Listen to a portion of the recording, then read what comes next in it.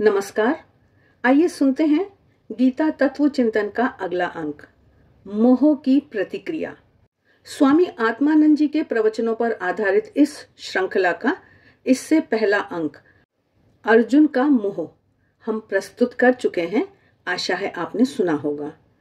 मोह की प्रतिक्रिया का यह प्रवचन गीता के प्रथम अध्याय के 31 से लेकर 39 तक के श्लोकों पर आधारित है। न च श्रेयोनुपश्यामि हत्वा स्वजनमाहवे न कांक्षे विजयं कृष्ण न च राज्यं सुखानि च किं नो राज्येन गोविंद किं भोगैर्जीवितेन वा। अर्थात, हे कृष्ण, युद्ध में स्वजनों का वध करके मैं कोई कल्याण नहीं देखता। मुझे विजय नहीं चाहिए, राज्य भी नहीं चाहिए, मुझे सुख की कोई इच्छा नहीं है। हे गोविंद, भला राज्य से हमें क्या करना है? भोगों से हमें क्या लेना देना है? जीवन से भी भला हमारा क्या प्रयोजन है? स्वामी जी बता रहे हैं कि पिछली चर्चा में हमने अर्जुन की मन स्थिति के संबंध में आधुनिक मनोविज्ञान की दृष्टि से विचार किया था। यहाँ हम अर्जुन को यह कहते सुनते हैं कि वह विजय और राज्य के सुख का उपभोग नहीं करना चाहता। 28वें श्लोक पर विचार करते हुए हमने कहा था कि अर्जुन को कौरव पक्ष में अब शत्रु नहीं दिखाई पड़ते, बल्कि स्वजन दिखाई देते हैं। इस स्व और पर के भेद के कारण अर्जुन मोह के भंवर में फंस गया है और मोह की तीव्रता ऐसी है कि वह अब युद्ध भी नहीं करना चाहता। ऐसा क्या कारण उपस्थित हो गया कि अर्जुन को विजय में कोई रुचि नहीं रही? राज्य और उसके प्राप्त होने वाले सुख उसके लिए अचानक अलोने से, बेकार से हो गए। अर्जुन के मन में भोगों, यहाँ तक कि जीवन के प्रति यह विरक्ति कहाँ से आ गई? अर्जुन अपने जीवन को भी असार समझने लगा है, बेकार समझने लगा है। ऊपर से देखने में यह वैराग्य सा लगता है, क्योंकि जब किसी व्यक्ति के जीवन में वैराग्य का आगमन होता है तो वह इसी प्रकार से व्यवहार करने लगता है। उसे इंद्रियों के सुख भोग नहीं सुहाते, उसमें अर्थ की लालसा नहीं दिखाई देती, यहाँ तक कि उसे अपने शरीर के प्रति भी मोह नहीं होता।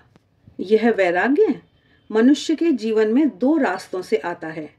एक तो है ज्ञान, चिंतन और विवेक का रास्ता। यह साधक का रास्ता है।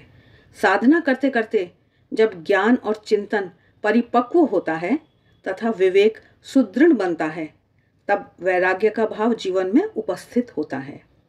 महाराज आगे कह रहे हैं कि दूसरा रास्ता है हताशा, असफलता और अविवेक का। वैराग्य इस दूसरे रास्ते से भी मनुष्य के जीवन में घुसा करता है और वास्तव में तो अधिकांश लोगों के जीवन में वैराग्य इसी दूसरे रास्ते से प्रविष्ट होता है। इस दशा में वह वैराग्य यथार्थ न होकर मरकट या शमशान की संज्ञा प्राप्त करता है, जिसकी चर्चा पहले भी करी जा चुकी है। ऐसा वैराग्य अधिक टिकाऊ नहीं होता। यहाँ अर्जुन का वैराग्य इसी दूसरी कोटि का था। उसका वैराग्य ज्ञान और विवेक पर आधारित न होकर मोह पर आधारित था। उसका कथन दर्शनीय है, येषामर्थे कांक्षितम नो राज्यं भोगः सुखानि च त इमे वस्थिता युद्धे प्राणास्त्यक्त्वा धनानि च आचार्यः पितरः पुत्रास्तथैव च पितामहः मातुलः श्वशुरः पौत्रः श्यालः संबंधिनस्तथा। अर्थात, हम जिनके लिए राज्य, भोग और सुख आदि की इच्छा करते हैं, वे ये हमारे गुरु, ताऊ, चाचा, लड़के, दादा, मामा, श्वशुर, पोते, साले और अन्य संबंधी जन अपने धन और प्राणों को त्याग कर युद्ध में खड़े हैं। महाराज कह रहे हैं कि यद्यपि अर्जुन के इस कथन से उसका आसक्तिजन्य मोह ही प्रकट होता है, तथापि इसमें एक तत्व निहित है और वह है दूसरों के लिए जीना। अर्जुन कहता है कि उसे अपने लिए राज्य लेकर क्या करना है। मानव के मन का जब विकास होता है तो वह अपने शरीर की क्षुद्र सीमा में नहीं बंधा रहना चाहता, वह कुछ उदार होता है। जब वह बच्चा होता है तब वह केवल अपने लिए जीता है। जैसे जैसे बड़ा होता है वह अपने स्वार्थ को लांघकर परिवार के लिए जीने का प्रयास करता है। इससे भी उच्चतर अवस्था वह है जब वह परिवार को लांघकर समाज के लिए जीने की चेष्टा करता है। इस स्तर पर समाज के वृहत्तर लाभ के समक्ष वह अपने व्यक्तिगत या पारिवारिक लाभ को तिलांजलि दे देता है। ऐसे ही लोग नरपति होते हैं। अर्जुन एक नरपति था।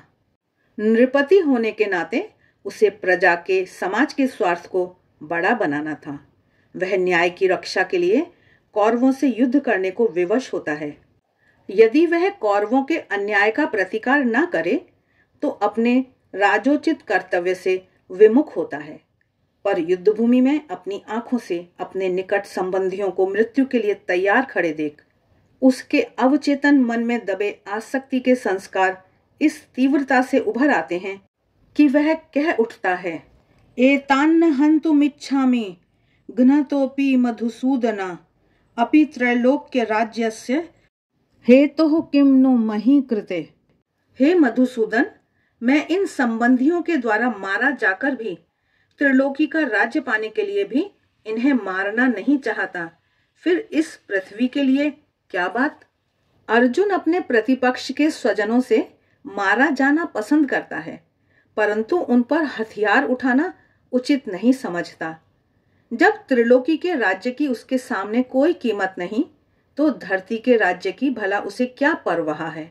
जो अर्जुन कौरवों को मजा चखाने के लिए उत्सुक था, उसके हृदय में उनके प्रति प्रेम का यह दरिया अचानक कहां से उमड़ने लगा।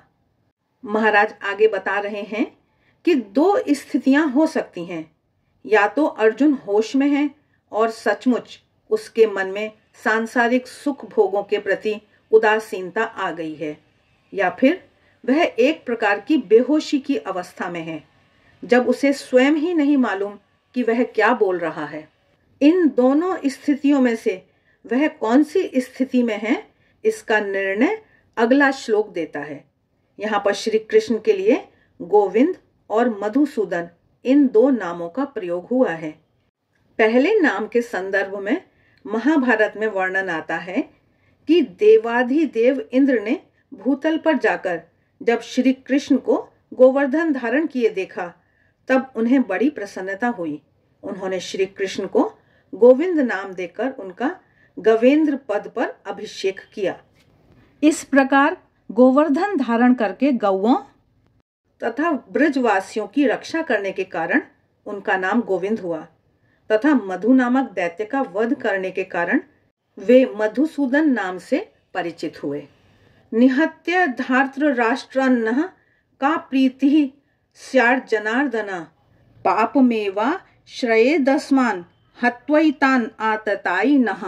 अर्थात, हे जनार्दन, धृतराष्ट्र के पुत्रों को मारकर हमें भला क्या सुख मिलेगा, उल्टे इन आतताइयों को मारकर हमें पाप ही हाथ लगेगा। दस्युओं को त्रास या पीड़ा देने के कारण श्री कृष्ण जनार्दन कहलाते हैं। महाभारत के उद्योग पर्व में कहा है, दस्यु त्रासात जनार्दनः। अर्जुन का एक उल्लाहना भरा आशय यह भी हो सकता है कि आप जनता का अर्दन विनाश करने के आदी रहे हैं, इसलिए आपको इस युद्ध में कोई खराबी नहीं दिख पड़ती। पर जब मैं इसमें सब प्रकार की हानि देख रहा हूं, तो फिर इस पाप से क्यों ना बचूं। आगे महाराज आतताई के लक्षण विषय पर चर्चा करते हुए कहते हैं कि हमने ऊपर कहा था कि अर्जुन होश में है अथवा बेहोशी में, इसका निर्णय यह श्लोक करता है। वह निर्णय क्या है? यही कि अर्जुन एक प्रकार की बेहोशी में है। बेहोशी में मनुष्य असंबद्ध बात करता है, उसकी बात स्वयं एक दूसरे को काटती है। तो इस श्लोक में असंबद्धता कौन सी दिखाई पड़ती है? यही कि एक ओर अर्जुन कौरवों को आतताई स्वीकार करता है और दूसरी ओर कहता है कि इन आतताइयों को मारकर पाप ही हाथ लगेगा। पिछली चर्चा में यह बताया जा चुका है कि धर्मशास्त्र के विधान के अनुसार आतताइयों को मारना पाप नहीं बल्कि पुण्य है, अधर्म नहीं बल्कि धर्म है।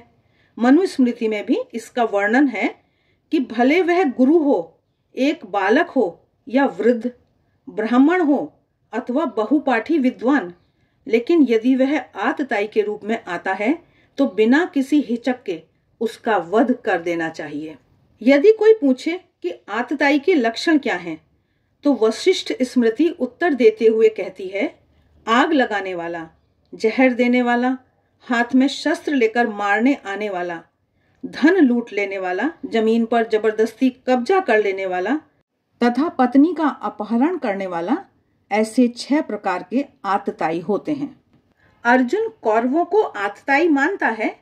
वह यह भी जानता है कि कौरवों में आतताई के 1 या 2 लक्षण नहीं, पूरे 6 के 6 लक्षण विद्यमान हैं। वारणावत के लाक्षागृह में आग लगा ही दी, भीम को जहर दे मूर्छित अवस्था में नदी में फेंक ही दिया। पांडवों के वनवास के समय दुर्योधन ने अपने अनुचरों को आदेश दिया था कि पांडव जहां कहीं दिख जाएं, उनका वध कर दो। धन लूट ही लिया था, पांडवों के राज्य को भी हड़प कर लिया था और वन में जयद्रथ के द्वारा द्रौपदी का अपहरण भी करा ही दिया था। पर यह सब जानकर भी अर्जुन कहता है, इन आतताइयों को मारकर हमें पाप ही हाथ लगेगा। इसीलिए कहा कि अर्जुन प्रलाप कर रहा है। वह सन्निपात के रोगी के समान हो गया है। वह बेहोशी में है, कर्तव्य और अकर्तव्य का विवेक भुला बैठा है। आगे महाराज अर्जुन और सम्राट अशोक के वैराग्य में भेद पर अपने विचार प्रकट करते हुए कह रहे हैं कि एक भाई ने मुझसे तर्क किया कि अर्जुन की इस वृत्ति को आप मोह क्यों कहते हैं। जैसे सम्राट अशोक को कलिंग विजय में भारी जनहानि देखकर वैराग्य हो गया और उसमें अहिंसा वृत्ति जाग गई, उसी प्रकार आप अर्जुन की स्थिति को भी क्यों नहीं स्वीकार कर लेते। उनके मतानुसार अर्जुन को इतना दयनीय चित्रित करना उचित नहीं। इसका उत्तर मैंने यही दिया कि अर्जुन की स्थिति सम्राट अशोक की स्थिति से पूर्णतः भिन्न है। सम्राट अशोक के हृदय में विजय श्री प्राप्त करने के बाद अहिंसा वृत्ति जगी थी, जबकि अर्जुन युद्ध के पहले ही अपने वैराग्य की घोषणा करता है। दूसरे, अशोक के हृदय परिवर्तन में स्व और पर का संबंध नहीं था, जबकि अर्जुन स्व और पर के भेद से परिचालित होकर ही युद्ध से विरत होना चाहता है। अर्जुन के दिखने वाले वैराग्य के पीछे केवल उसकी स्वजनों के प्रति आसक्ति है। मोहग्रस्त मनुष्य कभी अपनी कमजोरी को स्वीकार नहीं करता, बल्कि वह कर्तव्य विमुख को सद्विचार का जामा पहनाने लगता है, जैसा कि अर्जुन ने किया। एक किस्सा है। एक न्यायाधीश था।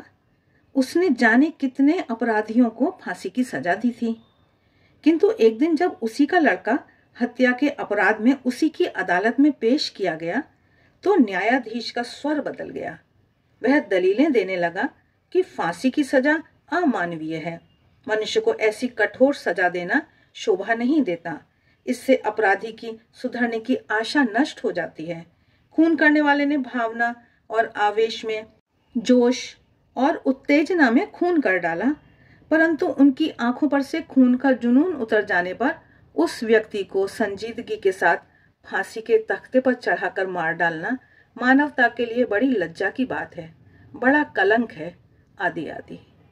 यदि न्यायाधीश के सामने उसका अपना लड़का ना होकर अन्य कोई होता तो उसने बेहिचक उसे फांसी की सजा दे दी होती, पर लड़के के प्रति उसका ममत्व उसके कर्तव्य पालन में आड़े आ रहा था। ठीक यही दशा अर्जुन की है। उसका स्वजनों के प्रति ममत्व ही उसके इस आपात वैराग्य का कारण है।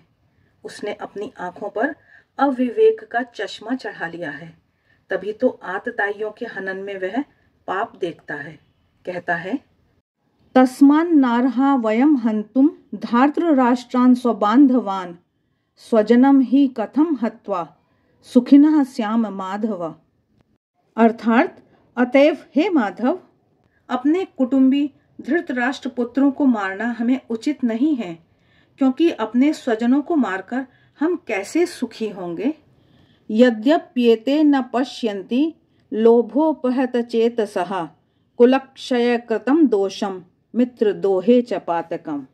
कथम न ज्ञेयमस्माभिः पापादस्मान्निवर्तितुं कुलक्षय कृतं दोषम प्रपश्यद्भिर्जनार्दन।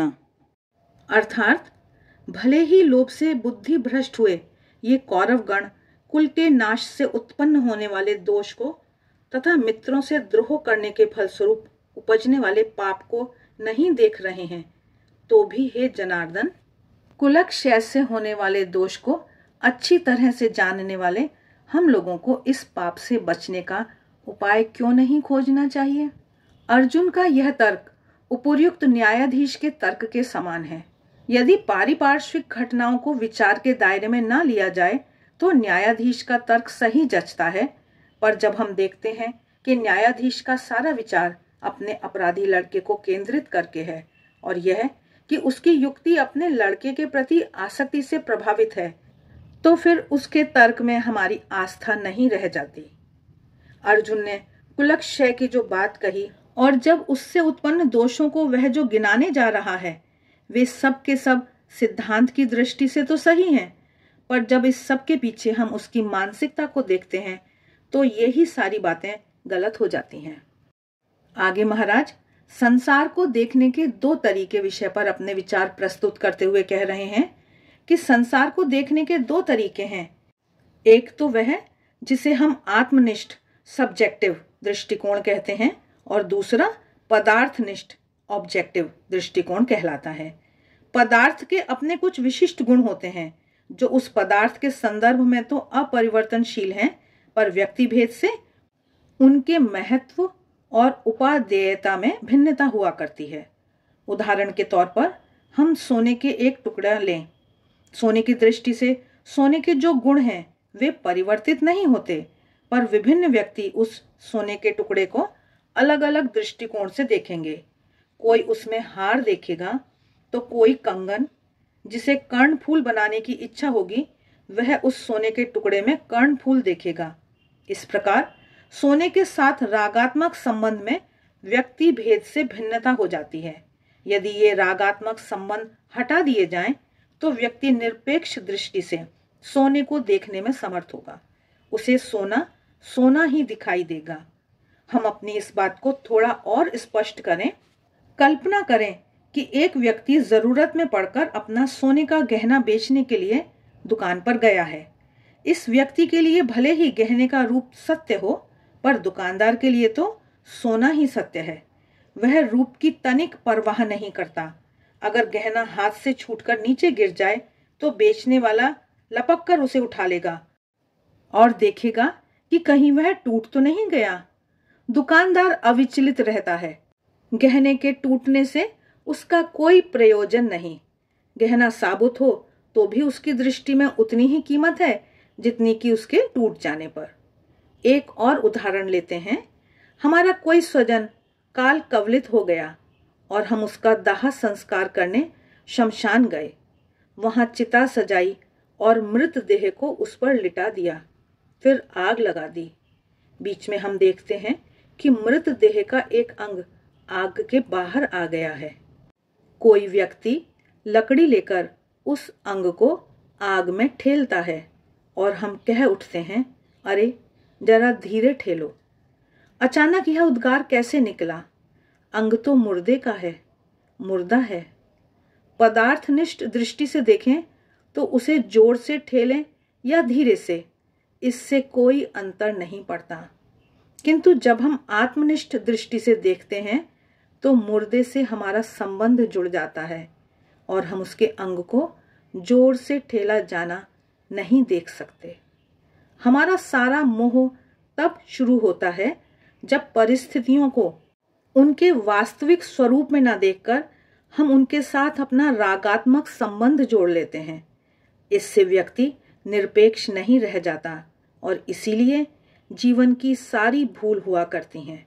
तब हमारा संतुलन उपर्युक्त न्यायाधीश के समान, अर्जुन के समान बिगड़ जाता है और जांच के हमारे सारे मापदंड ही बदल जाते हैं। गीता इसी असंतुलन को ठीक करने की शिक्षा देती है। आशा है आज का यह प्रवचन आपको अच्छा लगा होगा। वीडियो अच्छे लगते हैं तो लाइक का बटन जरूर दबाएं, कमेंट बॉक्स में कमेंट करके बताएं। वीडियो अंत तक देखने के लिए आपका बहुत बहुत धन्यवाद।